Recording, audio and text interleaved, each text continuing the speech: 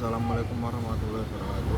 Saya Muhammad Rizky Akbar, NIM I00202105, kelas B, mata kuliah perkembangan industri keuangan syariah, akan menyampaikan kesimpulan tentang materi pasar modal. Pasar modal dapat didefinisikan sebagai pasar yang memperjualbelikan berbagai instrumen keuangan sekuritas jangka panjang, baik dalam bentuk utang maupun modal sendiri yang diterbitkan oleh perusahaan swasta.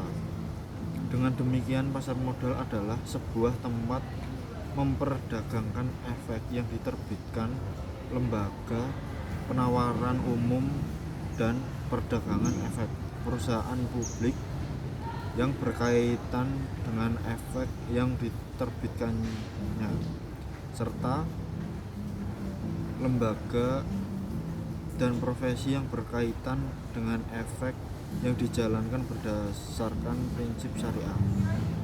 Melalui sangat jelas bahwa semua pendapat di atas mengenai pasar modal memiliki suatu kesamaan, meskipun digambarkan sangat jelas bahwa digambarkan melalui kalimat yang berbeda-beda, namun inti pokoknya adalah sama, di mana terdapat suatu pihak yang memiliki modal dan satu pihak yang membutuhkan modal, sehingga terjadinya jual beli melalui suatu pasar yang diamankan pasar modal. Saat ini kondisi pasar modal di Indonesia sangat menuntut para investor untuk cepat bereaksi terhadap perubahan informasi. Informasi yang tersedia di pasar modal dapat menggambarkan harga saham suatu perusahaan, sehingga dibutuhkan pula kemampuan dan kepekaan terhadap perubahan informasi agar dapat mengambil keputusan yang tepat dalam berinvestasi di pasar modal. Semakin pentingnya peran pasar modal dalam kegiatan ekonomi, maka membuatnya semakin intensif pula terhadap sebagai peristiwa di sekitarnya, baik berkaitan atau tidak berkaitan secara langsung dengan ekonomi.